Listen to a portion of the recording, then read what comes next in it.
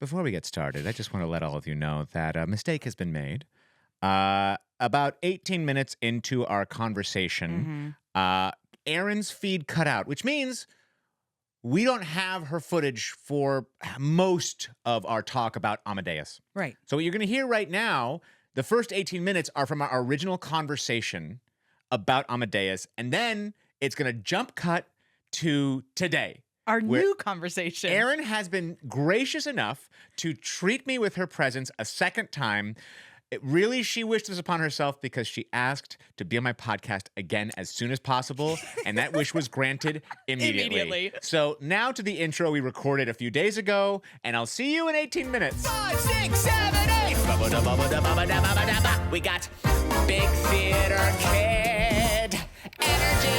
Hello and welcome to Big Theater Kid Energy, your least pretentious theater review podcast. I am your host, Ryan Garcia, and I went and saw Amadeus at Pasadena Playhouse, which is running through March 15th, and I went and saw it with stand-up comedian, performer, theater girly, and a huge Heated Rivalry fan, and now has a full show all about Heated Rivalry, Erin Cholakian. I'm going to clip you saying that, and I'm just going to play that every time somebody calls me out on stage now. Now presenting Heated Rivalry fan, stand-up comedian, and theater girly, Erin Cholakian. And it's perfect because that way no one has to worry about saying my last name ever again. Did I say it right? You said it perfectly. It just seemed phonetic. No, and isn't that crazy? Because it is. Yeah, it's just what it says. It's just what it says, and the words, the letters just do the work for you. People are just overthinking it. Why they gotta overthink? Why they gotta overthink? Erin, hello. Hi. How are you doing? I'm so happy you're here. I had to tell you, I'm shaking. I'm so happy to be here. This is like my dream podcast, is to just talk about theater with a good friend. Come on. It's literally, I made my dream come true. You're such a genius. And I did the same thing with the Heated Rivalry show, because I'm not kidding. I just want to talk about this show. Right. And so I made a show about it. And you did the same thing. I just want to talk about theater. So you made a show about it. How can I make this a thing that like people are hopefully excited to go and see a play with me and then come over and just chat about it for a while? Yes. And also like, you get to know people better. Like you and I were only acquaintances Seriously, before. this happens so quick. No, truly. I feel so close to you now. Like I feel like we're long lost buddies. I agree. Buddy old pals. There's that thing too, and it's like you just feel it with certain people. Like you just, it clicks. That's what happened with us. Yeah, immediate clickage. Yeah. And that was when we were I was sat behind you at the Pantages for the Notebook. And I was like, oh my God, it's Ryan Garcia. I commented on his TikTok like a week ago. And then I was like, well, I'm just gonna, and you learned this about me at Amadeus, is that if I see someone that I want to talk to, I just go talk to them. Yeah. And so I tapped you on the shoulder and I was like, hey, like, remember me? And I think you said to me at one point, it's like, I'd love to be on your show at some point. That was the first thing I ever said to you. I commented on your TikTok and I said, a big theater girly if you ever need a guest. And look at us now. Talk about manifesting so hard. I learned that from Leah Knauer. And you already had her on the show.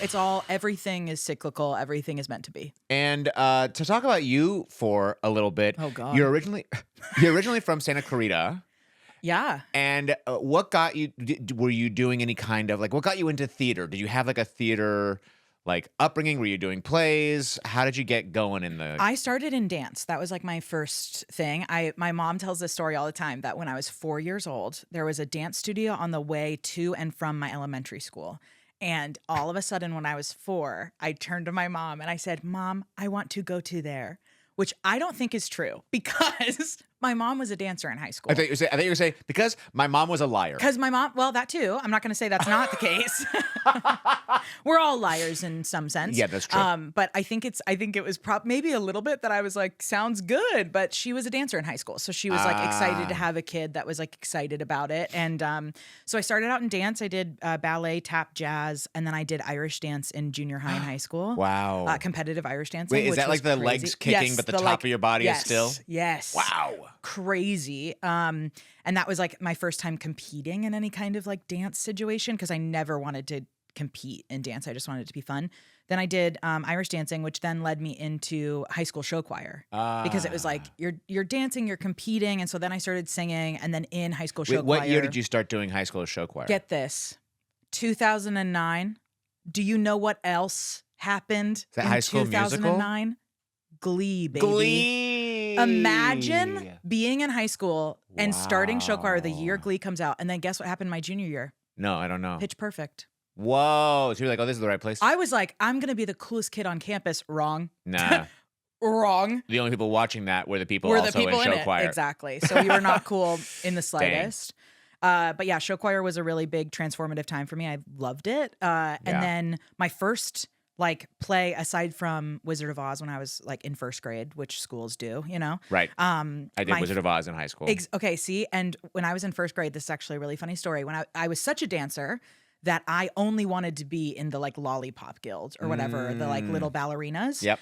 And so I'll never forget, we were all gathered around our teacher. Her name was Mrs. Ladd, and she was going through the cast list in the class. Like she was like, and the wizard is Johnny, and everybody would like get excited Wow, and all this that stuff. honestly sounds like torture. It was the first time I experienced this. Never do this. Teachers, Never if anyone do is doing this. this, don't one by one announce the cast.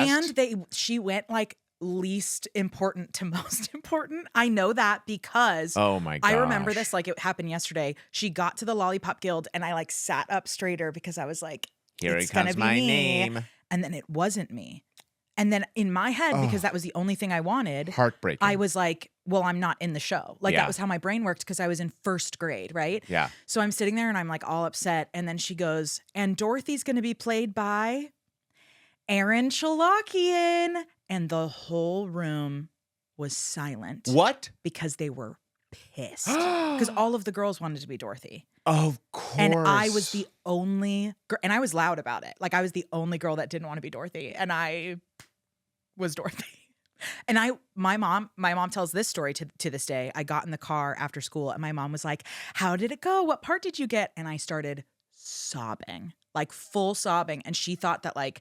She probably thought I got Lollipop Guild because she probably wanted me to be Dorothy. Yeah. So she's like freaking out, and then I through tears was like, I got Dorothy, and I was like all pissed. It is so funny. This is like the second time a story like this has been told on here. What is that about? There's Rosanna Pansino, who I had on here. She was like really wanted Great to play. guest. She was wonderful. Fantastic. She wanted to play a certain role in Grease. And when she saw on the cast list that she wasn't that role, she's like, well, it's over. I guess I'm not in it. And then her friend's like, hey, it's rehearsal. Where are you? You're Sandy. See, She hadn't even considered that she her could. and I need to talk. Yeah. She didn't even consider that she could be Sandy. No, that's what happened to me. Is like as they said the Lollipop Guild, I was like, well, it's all over. Yeah, which then I think creates this vengeance of like, now I'm going to take it all out. Yeah. On the theater world for the rest of my life until it Like, gives me what I deserve. I just start screaming from the top of my lungs. And so where did you come up with this genius idea for your Heated Rivalry show? It makes like I watch your clips over and over and over and over because they're so good, talking about the least to most influential people to help these two actually like deal with their love for each other. Thank you. It's such an insane situation. I work at a gym and really quick on top of that, for anybody who doesn't know about it, if you like think about your most favorite PowerPoint party. Also, if you don't know what a PowerPoint party is, it's what it sounds like. Exactly, it's a PowerPoint. Everyone party. comes in and makes a presentation with a PowerPoint they've created. Exactly. And it's about something innocuous or fun or maybe something you're just informing the party about, but you've made it into an actual show talking all about these people in Heated Rivalry. Yeah. But you were saying you work at a gym. Yes. So I work at a gym and I open the gym often. And that starts at like just 4:45 in the morning. Just all over each other, Heated Rivalry style. Exactly. And Sweat, that's where I got lips. I was like, oh my God, look at these men. They're in a heated rivalry. And it's I need because to make you a were show. like, just do it. And you're like, Just wow, I'm do the it. most I was influential. like, it's time. It's time for me to get involved. Yeah. So you work at the gym. So I work at a gym. It was like 8 p.m. I was about to fall asleep to work at the gym because I have to wake up early. It's 8 p.m. I post on Threads. I just have this idea that I was like, I want to talk about this more. And I feel like other people want to talk about this more. And I think I can make this happen. So I post on Threads, Los Angeles Loons is what the fan girls call themselves. I said, Los Angeles Loons, if I put on a Heated Rivalry themed comedy show, would you come? Whoa. Posted it. And I put in it like PowerPoint presentations, sleepover vibes is like what I put. And I pressed post and then I went to sleep. And I woke up at 3:30 in the morning to get ready for my shift. And I had over 300 likes and over 50 responses. Whoa. Overnight. And it was one of those things where it was just one of those moments You just where I was crowdsourced the idea. I crowdsourced and you the got idea, and then I just immediate went, positive okay, response. I got to do it. Wow. And that is exactly how fast it went, because I posted that on January 5th. I got my friend Maddie involved on January 6th, and then we had a partiful for the event. We didn't even have a ticket link yet. Wow. We had a partiful set up for the event the next day, and it had 180 people RSVP'd before we even had a ticket link. We sold out the first show. So we were only supposed to do one show. We sold out that show in 4 hours. Wow. So we added a late show. So then we sold out the late show in a week. So in only a week and 4 days, we sold out 2 shows with 75 people cap. And then not even 2 weeks later, we sold out a 200-seat theater. But I love like this story because it's very much that story of like, wow, it just happened. But it's not true.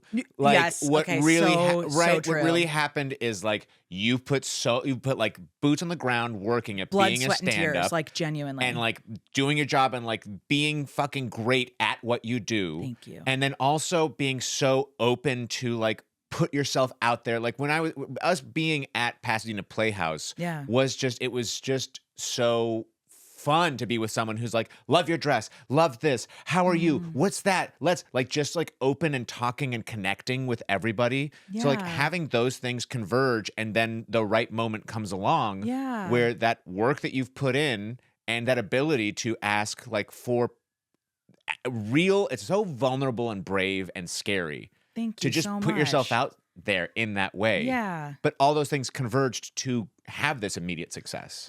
This conversation means so much to me, Ryan. I have worked a lot recently with my therapist on curiosity being like the key of life. Is like you have to tap into this curious center in order to then open these doors. Right. And I think that's, I mean, the first thing that happened in the Heated Rivalry show was a question. If I did this, would you come? Right. That's curiosity, right? And then you just kind of like continue on that path. And that's what I try to do in every single situation. Like I try to compliment if I think of a compliment, I say it. Like and that's hard. We're trained not to do that. And it's a hard work and it's paying off. And I'm just really grateful that you see it. Like that means a lot to me. It's so thank you for huge. saying that. It's huge. And I really cannot speak enough about how I find it to be such a brave way to live life. Oh, and I had so much fun doing it with you too. Like I will say this. There are a lot of times I'll go somewhere with someone that is fearful of my impact, like fearful of the fact that I do that. Right. And you did the opposite. You were like celebrating, like I would compliment someone and you would tag in. And then I would do another thing and you would tag in. And then you would do something and I would tag in. And I think that that's what made us like the perfect theater going experience. I think especially it's for an why open that night. was such a perfect night. Like everything that I wanted to happen happened. And Absolutely. it's because we were just like, yes, Yes, take it, yes, exactly. give it. And there was a lot of like unspoken that too, where it was like I would just look and you had like just seen the director and I was like, let's go. You know, and that's right. And there was just no You could question see of the like impulse in my brain and you're exactly. like following it. And I was like, we're going because Yep. that's what you want to do. So we're going to try and do it. There's no reason to not do it. Which, by the way, just jumping ahead a little bit, talking to Darko Tresnjak, the director Oh of my gosh. Amadeus at Pasadena Playhouse. This man did not need to stand there and talk to us for a full 5 minutes because it was opening night of the show he had just directed, and there were 1,000 people there. Yes, and there was a line behind us. And a line behind us, and he just stood there and calmly just connected with us and spoke to us about his vision for the show, why it was important to make it a Los Angeles-based show, how much we loved his suit, and he bragged about it. the suit. Like It was amazing. And usually when you talk to people that like have other people to talk to, they give a body language of like, yeah, one foot's out the door. Yes, 1 foot out the and I respect that because like they do have a lot of people to talk to. It was such an interesting experience to not have that 1 foot out the door.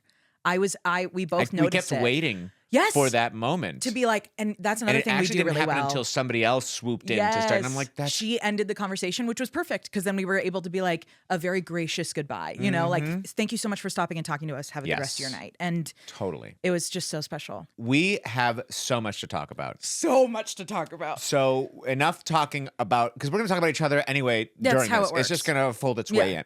But I have to just do a little bit of table setting of telling you about Pasadena Please. Playhouse because I've never been there. Oh my This God. was my first time going there, and I cannot believe that I have missed out on going to the designated California's official state theater in all of my time here in Los And they Angeles. have Tony Awards. And they have Tony Awards. It was established as the State Theater in 1937. This is the official California. California. You have to understand. California. What is it? The fourth largest economy in the world? In the world. And this is the theater. This is it. And it was founded in 1917.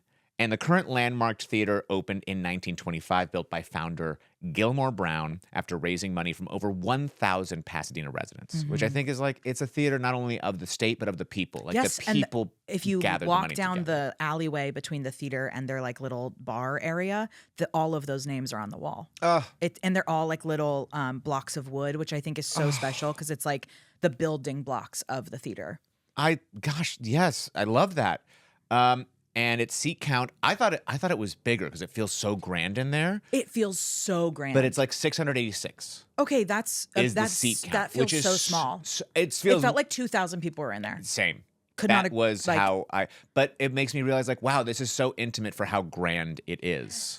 Wow, wasn't that a great 18 minutes, Erin? Wow, I loved our outfits in that 18 minutes. It really was great. I think that we dressed very nicely today again. I will say, I think both of us dressed like kind of more casual today, which I Yeah. like. I think the last time we were both like, oh yeah, like you were in this nice sweater and your hair was down and blah, blah, blah. And I was in this like pony up, big earrings. And now we're both just like, hey. No, we're just like relaxed Hey. into it, you know? Take two, baby. We've done this all before. And we just left at the seat count. Yes. For the Pasadena Playhouse, which is 686. I know I said it again. I know, but I'm bringing us back up to date, okay? For a seamless transition into what I also love about Pasadena Playhouse is that they're one of the only theaters still in Southern California that has its own scene shop attached to the theater. Yes. Dedicated. And that means so much to me because I don't know if you know this about me, but I used to be a I carpenter. do because you told me last time. Because I told you last time. Right, exactly. And we talked about this. You were like, just like, we are going to talk. And I was like, what I need to be reminded is that I'm allowed to say things again. Because no one knows what I said last time. That doesn't exist anymore. Right, no. So just like we talked about last time that nobody knows about until right now, I used to be a carpenter. I was a theatrical carpenter at my first college. So I went to College of the Canyons in Santa Clarita, and I was in a scene shop class, and then they ended up hiring me on as one of their carpenters for cool. their production. So I built Little Shop of Horrors and an Agatha Christie show that I don't remember the name of because there are so many names. And I helped co-design and build the set for a play called Our House. But the fact that they have a scene shop in-house is incredible. This set is unbelievable. Truly? The first thing you talked about was the incredible forced perspective, the cyc that came down. Gosh. And to know that like that entire cyc was hand painted. Every single note was there was hand-painted. musical notes all through it, and we start seeing the picture behind it, and so you're looking through the music into the action, and this forced perspective where all the cast is up on top of this forced perspective. Wow, I just said forced perspective. Can I say it more times? Forced perspective. And the perspective. Get this. It's forced. Don't forget to keep your counters up to hear how many times I say forced perspective. Yes. But it was so beautiful to see them standing above. It felt like the gods on top staring down on us. What is so beautiful about the forced perspective? So the forced perspective, for those of you that don't know, means it starts out big when it's closest to you and it's small when it's farthest away. So then it just feels so much deeper. Mm-hmm. And what I love is at the back of the stage, there's only a couple entry and exit points. You have the downstage sides, but then you also, the only entry and exit upstage are these little tiny doors. So they don't seem tiny. They don't seem tiny at all. Until you see a human use them. Yes. And it's so fun because they're downstage and they're the same size as the door. And then as they walk toward the door to exit, all of a sudden they're crouching lower and gargantuan. lower. It's like that scene in Willy Wonka where they keep exactly going back to the door. Yeah. Yes. And like, wait, how are we going to fit through that? Yes. But what is really great about the forced perspective is above the forced perspective. Do you have your counters up? Above the forced perspective. That's like 87, I think. Yeah, right? We're there. Since the upstage is so much smaller, anytime they have the court standing up on top of it, they look gargantuan. They look like they gods. are larger than life and they look like gods, and that's exactly what they were to these people. Yes.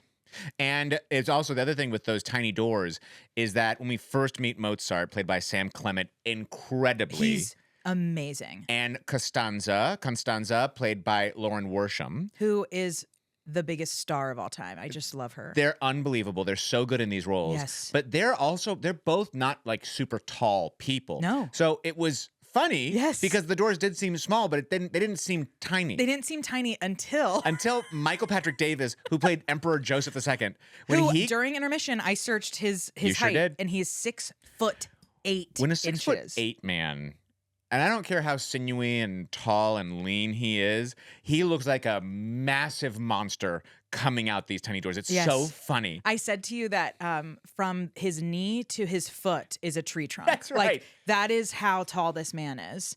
And just to speak about the fact that the scene shop, that not only were these the psych painted, but that whole set was gold and red and All of beautiful. yes. And the archways along the way, Those are all making their way paint. upstage, those are painted, but they looked so realistic that I thought at times a character was going to walk right out them. Yes, and I kept forgetting. And I was like, oh no, this that is they like couldn't. Wile E. Coyote. You're going to run into a wall. Don't do Yes. it. And the textures on the interior arches, and then Yes. also behind it, they just did such a good job. The depth of each of those arches is so clear, Yeah. even though they don't exist at all. And I had never been to Pasadena Playhouse Yeah, that until was your this first time. show, but I really feel like the design of the theater itself melded so beautifully with this scene, because it was Oh my almost gosh. seamless. Because the proscenium that they have Is so beautiful, and it looks like hand it's carved ornate. there. Yeah, so it matches. And above all of the arches, on the flats on the side, are sconces of Yes. lights. So then we have this visual that we're supposed to be looking like toward the back of the house. Yes. And that's exactly where the emperor continuously comes from. Totally. So it's just genius. And I just want to say that I love everything that Pasadena Playhouse is doing with this. I also have to say Pasadena slowly because I'm lazy, and I'll say just Pasadena. Oh, and you're doing like an N Like instead of a I'm D. putting the S and D together. Like I'm not even Yeah. just like Pasadena Pasadena. rather than Pasadena. But the one thing I love that Pasadena Playhouse does is the bar there is gorgeous. Oh my gosh, stunning. And inside, like very well designed. Yeah. And inside that bar, they do 30 minutes before the show micro Mozart concerts. Yes. With actual performers, the young performers. Yes. Who are playing a 10-minute concerto Exactly. of Mozart music before the show. Like, and the thing that Darko said to us was that he wanted this to be an LA-based show. And Yeah. even that is so celebratory of our Los place. Angeles. Yeah. Yeah. It's just incredible. Wow. I mean, and also, we're going to talk obviously a lot more about this show, but just spoiler alert, we loved it. Oh yeah. This is one of the best plays I have seen in years. I think this is the best play I've seen. Wow. Yeah. And that just really is all of it. Like, I can't say anything more to the grand scale of how incredible this was. Yes. And I think when you hear, I didn't know a lot about it. I didn't watch the movie. I had no clue. I didn't know what I was getting into, but I thought it was going to be dark, heavy, heightened language, kind of like histrionic, like very, like I just thought I was Yeah. going to get like a very dense piece. Yeah. And what I actually got was something that was witty, but also heartfelt and also psychologically It was so modern. complex, so modern. But also not at all. And I was so impressed by how seamlessly they did that. Yes, 100%. And I love the way that it's described. The play by Peter Schaefer, described as the clash of divine talent with human envy. And we talked about this in depth last time because it is such an important thing in artistic Yes. life. Is Yes. this? We were talking about this, and I'll say it again. Say it That's the again. funny thing is every time I'm like, and we already said that. We did it. Yeah. There's this thing where you'll be in an acting class for a long time, and there are these people that come in, and they're what I call like a cranium actor. They're coming in and they're thinking about it very mathematically. They're like 2 + 2 = 4. This just happened and this just happened, which means I'm like this. If I got 2 co-stars, that means my next job will be a guest star, which means next job will be a recurring guest Yes. star, and then a series regular. Yes. And then there are people that show up and they just have it in them, and it is a blessing from God, and there's Yes. nothing else that you can do or say that will change that for them, and they just have a clear path set And out. they don't really know They have no how idea. it works or why it No. works. It just and then works. it drives this cranial actor crazy because they've been what they think is putting in the work and doing all of the right things. But you can't, this is not a linear No. world that we live in. Which is exactly what this show is about. It's exactly what this This show is about. Antonio Salieri, played, I mean, maybe the best it's ever been played ever. Has to be. By Jefferson Has Mays. to be. Jefferson Mays, Tony Award winning Jefferson Mays for I Am My Own Wife. He plays this character, Antonio Salieri, who is the conductor for the court, and he writes music for the court in Vienna. And then, and he's at the height of his ability and his talent, and he believes that the way he experiences God is through creating and listening to music. And then here comes this little fart of a man, Mozart, literally how he's introduced, and he's just got this God-given talent of genius. Yes. That every time his pen touches paper to write a note, it's exactly the note he meant. There's never an edit, and it's always genius. And what I love, too, is they did such a phenomenal job of showing their differences in their physicalities and in the costume design and wig design. Yes. Because Salieri's wig is very poised and perfect, and the curls on the side are exactly correct, and the top is brushed back perfectly. And then Mozart's is a little bit more wild in the mane, and he only has the one ponytail in the back, and his costume is this sky blue with like frilly little buttons on it. It feels so childish. Yes. And then Salieri is this like stark black, and he's taller and like it's and just holds his body in such a way different. And Mozart kind of slunches, but not in like a frumpy way, just in like a he doesn't have to worry about it. Exactly. And then the story goes that Salieri is so threatened by Mozart that he blames God for having given this fart all this talent and not having given it to Salieri himself. And so as an attack upon God, he is going to take down Mozart. Yeah, to kind of put, and it's interesting because he's not putting Mozart in his place. No. He's putting God He's attacking in his place. God. And it's so crazy. And so but the thing is, that's why when I hear that breakdown of a story, I think dense, I think heavy, I think plodding toward but actually it's so the opposite. Yeah, and I think that is one, such a testament to Darko, but also such a testament to Jefferson Mays. And such a testament to Peter Shaffer. Yes, I want to say to all of them. agreed. This is a perfect collaboration of writer, director, and actors. Could not agree more. And obviously all the other designers that worked together to put Darko's vision forward. One of Jefferson Mays's, like, we're like, let's say 10 minutes into the show. Yeah. Jefferson Mays walks over. He's the young Salieri now, and he walks over and he grabs a dessert on a table. Oh my God. And he's explaining this dessert to us. He goes, this dessert is basically cream cheese with granulated sugar, and he takes this scoop of it, and it's real. Like, and we're sitting front row. We are front row. And like you said, the lights came up on above our us. seats. And there was not, like, I knew in that moment, I was like, oh no, something's going to happen to us specifically. Yeah, there was some audience participation about to happen. And sure enough, he scoops a big scoop of this cream cheese situation, goes right for Ryan's mouth. Pause right here. Pause right here in the story, because you don't know this about me, but you actually do, because I've told you last time. But in this scenario, I'm pretending you don't know about this about me. Cheesecake is my favorite dessert of all time, and that's basically just cream cheese. I need and you sugar. to know that even if I didn't know that at the time, I did, because you got up so fast. I wanted that in my mouth scoop. immediately, and he had no idea how I was going to be.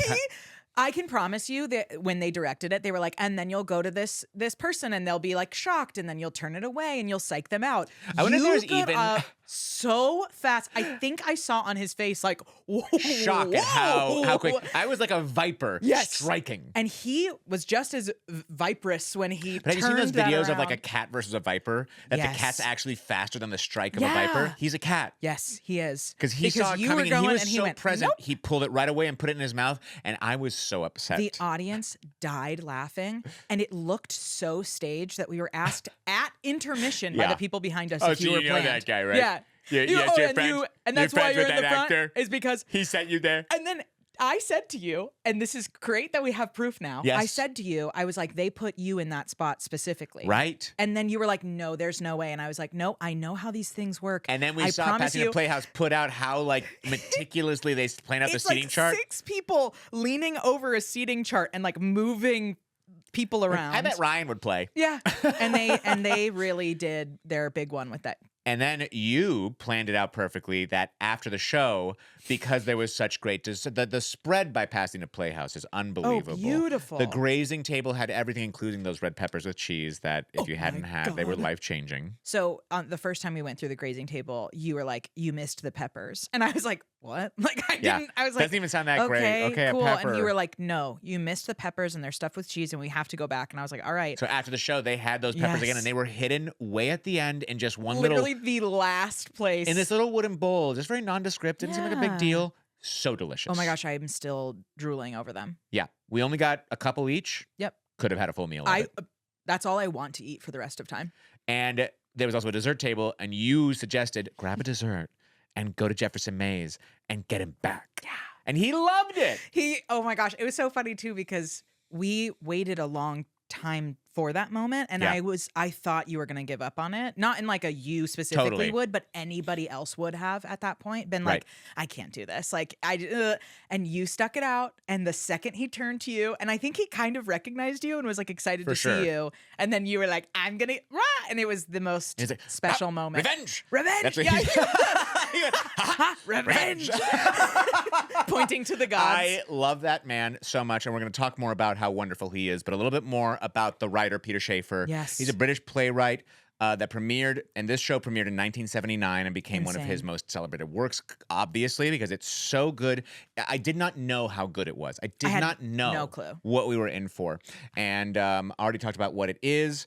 And I just think the thing, again, I'm going to say it one more time, as much as it has this it definitely has this psychological depth and this historical flair. But the thing that makes it palatable and easily accessed is the wicked wit that Oh my drives gosh. it and makes it something that we can actually connect to and take breaths outside of all of the heaviness of what Salieri is fighting God. Literally And it fisticuffs couldn't with have God. been the more fun of a show. And I love too because it's planted in every single scene. There is Yes. always a laugh somewhere. And Yes. you never feel like you're like, oh no, here comes a moment that we're going to be sitting for a while and it's going to be. No, there's always somebody with a little bit of levity.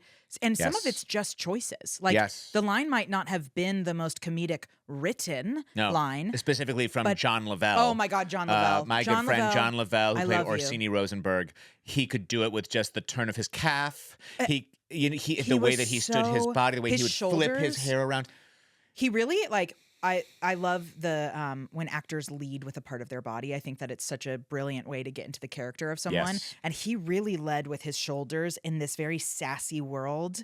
And I just loved every time he came on stage, I was like, here we go. Like I Yes. knew something brilliant was about to happen. So Yes, and like huge shout out. And something that you had said was how he really had this modern perspective. Yes, he was the Bridgerton in the cast, is what I was saying. It's like Yes. he always, it would be like everybody's doing this dense text, and then it would pop to him, and he has one line, and it felt like it was something I could say tomorrow. Totally. It's Yeah. incredible. But it never Speaking- felt outside of the timeline of the show. No, It felt like, that guy existed then. Yeah, which is the same. And when you watch Bridgerton, you kind of have this like, I'm sure there were people back then that were Yes. like this. Like it's not just in us modern time that we were sassy. Like sassy wasn't invented by us, No. you know. But speaking of Bridgerton, that's where Sam Clement, who plays Mozart, is from. Wolfgang Amadeus Mozart. Amadeus. I kept looking at him and I was like, okay, maybe I must have seen him in a play around town. You know, I was just thinking Right. he was like a local guy. And then it hit me when I looked at his Instagram that he's from the Bridgerton spinoff Queen Charlotte. And he's also known for originating the role of Albus Potter in Harry yes. Potter and the Cursed Child, both in the West End and on Broadway. He is phenomenal. He's so good, and he's a friggin' menace. He's a freaking freak. Oh, what a freak! He's a freak. Yeah, I couldn't imagine anybody else playing that Oh, freak. What a absolutely not. perfect foil to Jefferson Mays Salieri. Which, okay, let's talk about this foil because Jefferson Mays Salieri, we meet him and he is the psych picture changes, and instead of seeing just the music, we get a light behind the music and we see this decrepit Frail. man Like in on a wheelchair. death's door. 100%, 100 years Liver old. spots on the yes. head, blackened His brown fingers are teeth. completely The curled hand in. acting. I will never forget his hands until the day I die. I couldn't look away from them. No. And every choice he made was so clear that I told you this last time. I thought that was true to form a 100-year-old person. Yes. And I literally said, how did they get someone on their last day to come play and do this? How'd that person even like remember any lines? Exactly. He's dying. And he's spitting all the way down his Drooling chin. down his face, just yeah. full drool. He's getting air with it too. He's spitting out far, and you truly believe that this man is about to die. And he, because it's also a memory play. It's a fever dream memory play where Salieri, on his final day, he is going to tell the story of him meeting Mozart and how they were in a rivalry together and what his hand was in Mozart's death. Right. And then on stage, there's one moment where he has a prayer. And his voice changed from this, like, almost Emperor Palpatine voice down into a young man praying to the gods. And I went, oh, my God, we're in great hands. This is going to be unbelievable. We both kind of did that sit up in the chair of, like, wait. It's like, here's what we're in for. And I what love was that? And that's also so smart because it's just like a little flavor of, like, here's what's to come. Which also Just is, like, things that we do as humans. Yeah. It's like when we're referencing a younger version of ourselves, we we go a naturally little bit change our higher. cadence. So the fact that he's doing that on his very last day on Earth. And then the full transformation happens Oh in front of my us on God. stage, where his valet comes in and his cook and the two Verticellis. No, what are their names? Yes, Venticellis. Yes. The Venticelli. They come in and they have a mirror and a wig, and he throws off a cloak, and then suddenly here he is. He's 35 years younger. It is the most stunning stage picture I've seen. I was just as I am now. I'm speechless. Absolutely. Are you kidding?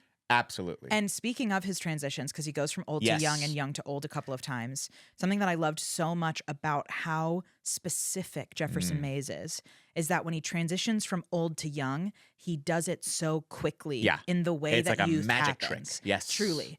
And then when he's going from young back to his old current self, he does it so It's like slow. the bones are cracking out of place. Oh my! That's exactly what it feels like. It's like his younger self is starting to just crack away, and then gravity poof, begins pop to away. have its effect it's had over all the years. It starts and with pull his him hands, down. which makes let me say this, which makes sense. He's a piano player. He's a pianist, so of course his hands go Wow, first. I love that.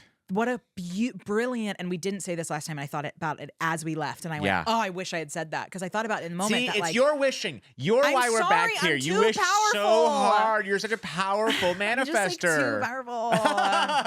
But yeah, his hands curl in first, and then it goes to the shoulders, and it's like we pressed fast forward. Yes. And he does it so brilliantly. I want to take a step away again from the performances because we're going to get back into them. Yes. But just take a moment to talk about another thing that this has to do with Darko's vision, but how the LA and also that Darko is a world-renowned director of opera as well as He's all other stage incredible, plays. you And so guys. he has this great relationship with the LA Opera. Yeah. And so almost all of the costumes are rented or borrowed from the LA Opera, except for the ones for Salieri, Mozart, and Constanza, which were made specifically for their bodies. Yeah. And it's so cool to just have this, like, it's not just a Pasadena show. No. It's a Los Angeles And show. you could feel it in the house. Yes. Like truly, you could tell that it was a labor of love for every single person that touched it. Yes. And speaking to Darko, he talked about how, he's known Jefferson Mays for decades. Yes.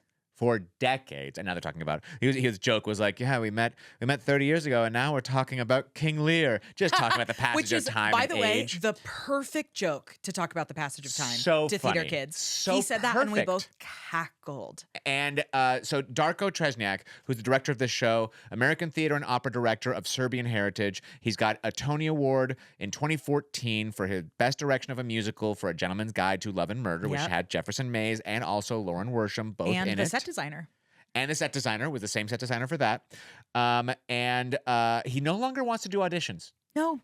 He's not into auditions anymore, which, like, when you have been in this industry for that long, you have that right because you've met so many incredible performers. It's so funny because when he first said it, my like little theater kid heart went, no, like we're taking away from the people who want to be. And then I was like, no, because let them audition elsewhere and then let them grow to meet you. Because when you have done this work and gotten this far and created this community, pick from the community. But also, Darko didn't know everyone in the cast. Yes, because they're friends of friends it's or good because word. we work with people and we trust their taste. Yes. And we trust their work ethic. And so if I know, oh, I definitely want to work with Erin again. Yeah. Erin, I'm looking for someone who can fill this role. I trust who Erin suggests. So it's just a reminder.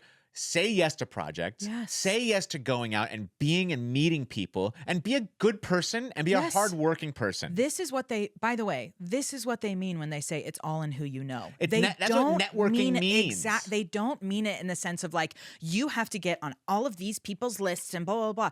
No, the all in who you know is grow your community. Yes. Give back to the I community. love that's the word, community. Yes. People say, and look, Los Angeles is an isolating town. Yeah. Right? New York is a Can be. town that it can be. New York is built to force you around other people. Yes. You are always surrounded by community. Have to be. Whether you want to be or not, you don't have privacy. Yep. In LA, you can go from your home to your car to your job to your car to your home. And never see And now people. now the self-taping and never even go into meet a casting director face to face. Yeah. So you can literally be by yourself. Yes. You have to take the extra effort Yes. to go out there and meet people. And that's what I loved about being with you at opening night. I was going to say, and that's what I love about being with you opening night, Yes. is I feel like you and I do, okay, so this was And I think we did talk about this. in the first 18 minutes? Yeah.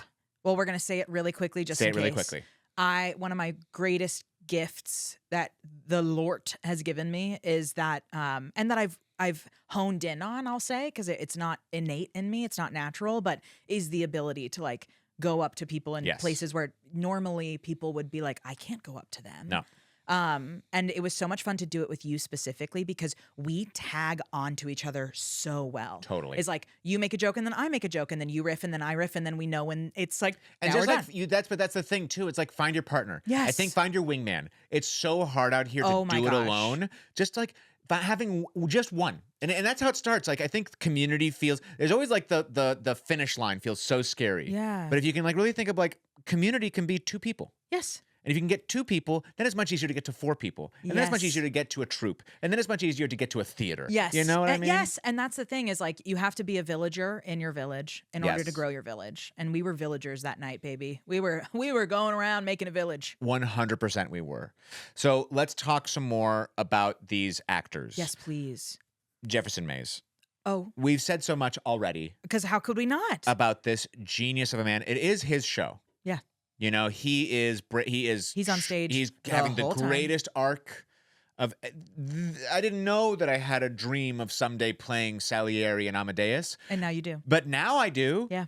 After seeing that, We talked about this last time, but you and I are going to do Amadeus and you're going to be right. Salieri and I'm going to be Mozart, but every night we're going to swap. by the way, when my friend Jordan Kai Burnett hears this part, Mm-hmm. she's gonna be very upset because her and I have a plan to do Newsies, and one of us is gonna play Christian Bale, and someone else is gonna play everyone else, and we're gonna let the audience vote every time. So now I have agreements with two different people. Okay, well, that's great. And I'll be front row and center for that Newsies. Yes, I yes. love Newsies. I'm there. and then Sam Clement just coming in as this friggin' menace as Mozart, and also just like, but also he had this one monologue Oh my God. where he talked about what God was. Yes. And how music was connecting to God. Yes. And I went, whoa, I did the same thing. you have heft too? That's what so his first entrance, by the way, for everybody, is he pops up from the dang ground. Yeah. Oh my He- God, that's when he scared you every time. He scared me every time. And that was what I said to him after the show. I walked up to him and I said, you were great. You scared me every time you entered from the floor. I forgot that was his entrance. I thought about the little door in the back, but he had an even smaller Yes, door. an even smaller door. He literally pops out and he slams the ground on the ground because it's still the ground. And he pops up and I jumped every single time. I'm Yes. such a jumpy gal. And Lauren Worsham as Constanza. She's Tony Oh, Award my nominee and Drama Desk and Theater Award winner for Gentleman's Guide to Love and Murder. And she had to go through a show. I have to give my flowers to Lauren big time because Lauren, she comes out on stage and she is this bubbly, effervescent, like shining star that it makes so much sense why Mozart was fond over her because she is careless and carefree and he comes from a family where there is nothing but care. Right. Everything is a thought out venture. There are rules and there are standards. And this is this stunning bubbly lady who just wants to, I guess, talk about scat play. Yeah, which right. is the first entrance is of Mozart and Costanza. You're gonna poop on me. Yes, they're literally I'm looking talking under about your scat skirt. play. Uh-oh, you're Uh-oh, pooping. ooh, What? ah. I was like, how is what? Literally, we who- both were like, This is so shocking. whoa, because we just went Peter from Schaefer, you dog. You dog. Well, it was such a great way to show the difference between Salieri and Mozart because Yeah. Salieri has just finished a 15-minute monologue and changed ages and changed costumes and blank blank, and then Mozart comes up and it's just like rah, rah, rah, scat play. Rah, Yeah. rah, rah, little monster. Rah, rah, rah. Yeah, and that's exactly. And she matches his energy so perfectly. Yeah. They're just. But Lauren, I just adore you. This Costanza goes through just a typical female venture, which is she tries to save her man in a time where women had almost no say in any matter. Right. But she still gets involved because she loves her husband and she loves their family and she has to do something. And that leads to a trigger warning, a sexual assault of some kind. Yes. And watching Lauren go through the process of that and actually watching the light dim from her eyes. Yeah, for the rest of the show. By the way, she never goes back to the girl you met. No, the joy at is the gone. beginning. That And the idea that like this is a safe place for me. Oh my gosh. And it was so interesting seeing myself in her. Like watching that light dim and knowing also, like you said, I knew that we would never see that light ever again. Yeah. And realizing it and actually being able to see it and empathizing with knowing that my own light has gone through that same kind of effect was just stunning. And it's really hard work. And Yeah. she did it seamlessly. I Yeah. am blown away by her. And I really also love how she comes back later and she takes her agency back. Yes. And oh my gosh, her second entrance right after, it's the light might not be back, but the Right. fight is. That's right. And that is a female experience. And I was so She's like, floored by okay, it. so this is the way the world works. Then fine. Yeah. Let's Yeah. play the game. I'm in charge though.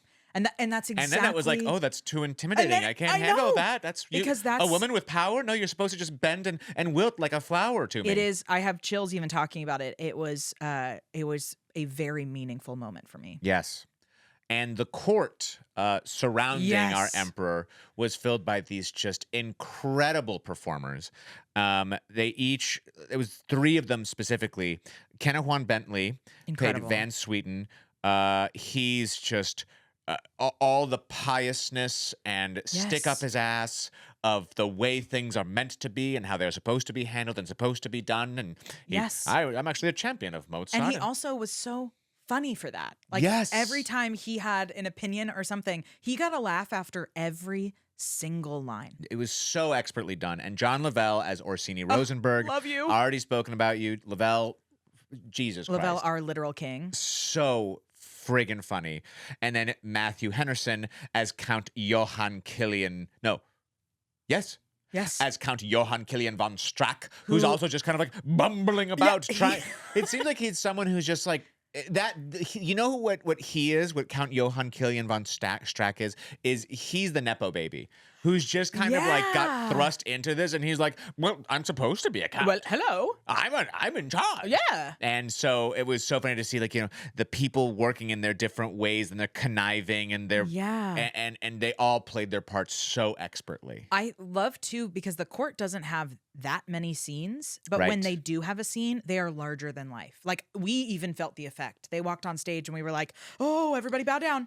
The court is here." Yes. Even though you hadn't seen them in like 15 minutes. And I think it's because they were further upstage, yes, so they seemed felt larger. large. And that's right? and that's another reason we love the Forced perspective. And a big part of that forced perspective is the person furthest upstage Yes. is our tall emperor. Oh my gosh. Matthew Patrick Davis. Wow. He's just and perfect. so like, and also just in that way of like, I don't really have problems. Which I love so much that the people that took the court the most seriously was never the emperor. No. And that's always how it works, right? Is that like he was like, I don't know, everybody else does the rules. Yeah. I just hang Salieri, out. do you like that? How much should I pay him, Salieri? Yeah. Oh, that seems cheap. Cool. Okay Yeah. then. And And what was his? Was it okay then? That was his line that he repeated every then. All right then. Yeah, something like Something like that. But he had a perfect he had a recurring bit. He had a There was catchphrase. a His recurring catchphrase bit. was so strong that at one point, before he could say it, a We all person knew? a person behind us actually said, "All right then." Which and again, that's like the joy of it is that what a brilliant playwright. Yes. To write in a catchphrase for the emperor? Are you kidding? The least original character. Yes. Because he doesn't have to be original. No. It's the jock in school who's like, "Why do I have to be funny? Whatever. I'm People like already me cool. here, and that's where I am. Yeah. Anyway, touchdown. Yeah. Anyway, I'm tall. Which, by the way, you mentioned the crawling out of the door and how Yes. tall he is. I missed that moment because That's right. there's 'Cause of the this stage beautiful pictures. stage picture that Darko makes, which is it's just kind of like it's a funnel to him. Yeah. He wants everybody's focus to be on this tall man coming out of the door because of course you want your focus there. It's genius. And I just happen to be sat directly behind an actor, and I have to tell you, don't care at all. Nope. Don't care that I missed it. Don't change the Don't stage change picture the stage picture. one iota. I will kill you if you change that stage picture. Yeah, that's not true, Darko. There's no Darko, threats it's on your true. life. No, Darko. No, I'm Darko. telling you, it's not true. Darko, I'm coming for You're you. safe. Darko. Honestly, I cannot promise your safety anymore. He's like, actually, she might be serious. But yeah, it's a perfect seat in the front row. There's Yeah, nothing. and I think again, this is a show I want to see from multiple seats. I think we should go back in the very last Yeah, row. just to see like, what if I only saw stage pictures Yeah. and couldn't make out the facial Yeah. expressions? Oh, something that we really quickly about the stage that we didn't talk about is that we have two quote turntables Right. downstage. Well, actually, only one Well, turntable, one and turntable, one turn chair, which is a turntable, turn chair, Yes. which was genius. The turntable is where the Harpsichord. Yes, the harpsichord is, which I have to say, Sam Clement can very obviously not play Right. piano, but the emperor can. Right. And so when the emperor played, they actually had it so that we could see the harpsichord and see him Right. playing. And then when we were watching Mozart play, we couldn't see his They hands. turned it upstage. Which I have to say is also brilliant because Sam Clement was like, it was showing the joy that Mozart feels when he makes this music. And how he can take somebody else's, because in that moment he's taking somebody else's music and being And like, he's doing oh, it no, by I ear. remember. Yeah. There was like a 10-minute scene in between then and now, but I remember yours. It went like this, right? And he plays it perfectly. Actually, that note wasn't quite right. I think it should be this. changes it. This is a little more It's- yeah. interesting. Outside the court, we had our singers, Oh my gosh. who also played many other roles within it. But Michelle Ali Drever, who played Katerina, the who soprano. I thought was Lisa Gilroy. Yeah, I could She see walked that. out and I was like, oh, sorry. No, they What just can't you do, Lisa? exactly. Close your dang mouth. Yes, we're all fans. We know you can also sing opera. Get out. You know, but she is a stunning vocalist, and she's also What- so funny because there's one scene where she's sitting downstage in the turn chair. Yes. And she's like fake. She's like I fake saw her- eating these. Can I tell you that ever since the moment that Jefferson Mays didn't feed me, I thought I kept- maybe at some point they're gonna feel bad for me, I did the same. and they'll like toss me a chocolate. Every or time he picked that thing up, I thought he was going to come back to you. be like, Every here you go, time. bro. Yeah. Sorry that I took you out like that. She broke pretzels and was like eating pretzels in such a way. I just loved her. I also think this is a wonderful opportunity to talk about us being in the front row. Yes. And what a responsibility it is to be a front row patron at any piece of theater that you go to see. Guys, turn the volume up on wherever you're listening to this right now. Because there was a person Yes. who was sitting front row center. And there were three things this person did that upset me. The first one, I forgive. Yes. The first one is in the middle of Act 1. This person, it's unfortunate, it sucks that you are front row center But it's in a not- stage yep. that literally has stairs that come down down to us, to our and feet. the actors come that far. Yep. You had to go to the bathroom. You had to do something. She had to go to the bathroom. And who knows? And maybe it was something else. Maybe some other kind of emergency. I don't Who know. knows? Not my business. Yep. She had to leave. No worries. She stands straight up. She walks out. Got it. okay. Now, all right. if it was you or I, Mm-hmm. if it was you or me, Mm-hmm. which is the correct Correct. grammar there. I gave you a moment. Thank you. If it was you or me, I would never have come back to that seat Nope. during Act 1. Nope. I I would have would been have against the wall, in the back of the house. On top of that, anywhere else. there were chairs right to the next right to of you me, two perfectly that she open could have and gone over out of the way chairs. and respectfully sat in that. Yep. Instead, now this was the real first offense. Yep.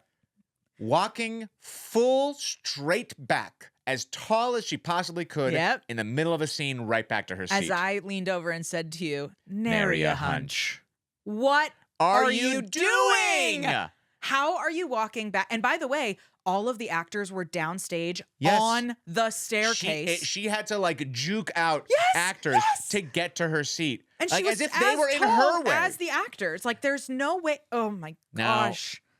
I forgot about this by Act 2. Mm-hmm. I was like, whatever, too. this human being. I, in my head, went, that just can't happen again. Yes. Like, we won't experience something else There's again. no way I'll ever think about this woman again in my life. But then the most climactic moment in this whole The show is literal happening on climax. stage. You have to understand the climax. literal This is not climax. hyperbole. This was the climax. And the climax, by the way, that we knew was coming because Yes. it was said in the opening monologue. She pulls out her phone to start scrolling. And not like, and you say it. It's not that she was like looking at something. She was full on swiping through apps. She's just swiping through her apps, and not even like a darkened screen. Nope. It was a full light screen, to the point where the person next to her, who I don't think was with her, had Nope. to put his hand over her phone and push it down. Yep. What are you doing? What you're doing is being extremely disrespectful. This is disrespectful, That's what you're doing. not just to the other audience members, Mhm. but to every single performer, designer, and director, and everyone who works at that theater. And may I mention, that is an invited guest. That is an invited guest, just like we were. You were invited to this, To promote given it. a free ticket to promote this show. You were placed in the front row. And Have what some a respect. slap in the face. That really, and I, in the moment, you like tapped me so that I could see, and it must have been right when the guy covered her phone because I did not know what you were referencing. And so at the end of the show, when you turned and said that to me, I actually felt my ears get hot. Like Yeah. I was fuming. It was so upsetting. But let's move on to positive things Yeah, again. we're I not just had talking to about talk her about that ever 'cause I think again. it's important that everyone knows. But very genuinely, like if you go to theater, please be respectful and do no not matter where you're pull your sitting, phone out. be respectful. But if you're in the front row, you actually have even more of a responsibility to be present to those actors. Yes. I have a little notepad, and sometimes I will take notes. Yeah. If I'm in the front row, that's off limits. Yeah. I cannot nary a note. Nary a note. Can you imagine if you're up there doing something, and after you say a line, someone starts, Like, no matter what I'm writing, if it's like, that was the funniest thing I ever Right. saw, it's going to distract you Yeah, and you're make you back think, in what's college. he thinking of me? I would literally be like, my teacher. What's he thinking? Oh no. What my teacher Oh think? no. Read that back to me. Say it out loud. Stop. What'd you write? Wait, what'd you write? Stop the whole show. I'll give you a scoop of this dessert. I'll let you eat it. Please, I'll let you eat it. I'll let you What'd eat it, you I write? swear. Okay, we're coming to an end here. We're coming to a close, and let's just talk about the other incredible singers. Alicia Fox playing Teresa Salieri. Who I was like, she's being wasted right now. I Yeah. can tell she's got something in her, and she was not wasted in the end. No, she because felt like an sang extra, and then she actually turned out to be stunningly. an incredibly important part Oh of yeah, the show. one of 3 people that sang. It was incredible. And the major domo, Jared Andrew Bybee, who was the valet, as Yes. well as this just baritone and peace. The And shape he's of also his in the mouth. court, right? And he's Isn't he also in the court. He's like all He's over the place. everywhere. But he's the valet where we had Yeah. Brent Schindel, who was the cook and also a harpsichord player at one point, who was doing so much with nothing. Oh, yes, I have to give him a shout out because he was like the inner monologue of Salieri, or the like what am I trying to say? Like the moral compass, That's or exactly what I the was trying to say. conscience. He's the conscience, moral the Jiminy compass. Cricket. Yes, he's the Jiminy Cricket, where Salieri would say something weird in his monologue, and then just one look from the cook, Yeah. and he would notice it, and then like kind of realize what he's saying. Yes. It was brilliantly done, because that was like a big part of the people that worked in these homes, is they were getting all of It's the Downton tea. Abbey, who's It's downstairs, and they're exactly. seeing and hearing everything. Yes, and what a brilliant choice by that actor and by Darko. Yes. I think we've hit it all. Well, we've hit as much as we can, because I could talk about this for 18 more hours. That's 100% true. And be careful, please. I'm done. I'm not. I actually. Aaron, hey, be Ryan, careful. I don't want to be on your podcast anymore. Please free me of this podcast. I don't want to be here anymore. Because you are too powerful to say, I can do this again for 18 hours. We're back here tomorrow. Well, Erin, thanks a lot. We get locked in for 18 Yes. hours. I can't even say that because it'll happen. You can't say it. So please, please, please, what I can say is go and see Amadeus at Pasadena Playhouse. Guys, it is running through go. March 15th. I know it's selling out. I know yeah. it's selling out because I've seen their posts. I've seen the website. There's not as many opportunities as you think to see this. Do not Don't miss wait. this. Don't wait because it's going to sell out before you get a chance. Go and see this show. My God, please go and see this show. Erin, Ryan. please tell us, where can people follow you? How can they hear about more of your Heated Rivalry shows? Oh my In gosh. what part of the country can they see you perform? Because I already know a little bit about what you're going to say. Yeah, you can follow me on all social media platforms. My handle is at Erin_Cholakian. So that's ERIN_CHOLAKIAN. And my Heated Rivalry comedy show, we're working on a tour right now. So the Heated Rivalry comedy show, I think we're going to try and do another LA show in April and then our first New York show in May. And then I'm going on tour, not Heated Rivalry themed, just regular stand-up. In April, I'm doing a Midwest tour. So I'm doing Cincinnati, Columbus, Indianapolis, Chicago, and I think one more place that I can't remember. Yeah, but you know where they can find out? Anywhere. At Erin_Cholakian. You know where they can find out? Anywhere at Erin_Cholakian. What if I did it a third time? Big theater kid. Energy! Anyway, thank you so much for listening all the way to the end. Please let me know any shows you'd like me to see, any guests you'd like me to have on the show, and any segments you want to be a part of the podcast. Yeah. Just help me. Just talk to me. Talk to me. Talk to him. Say something. Thank you so much. Bye-bye. We got big theater kid energy. Look out, we project, we sing out, Louise. Never market, always go full out. John Patrick Shanley never had a doubt. Our voices are warm, fan kicks are high. We've got perfect form. We say thank you, five. Grab your prop, charge all the glow tape. Curtains going up. 5, 6, 7, 8.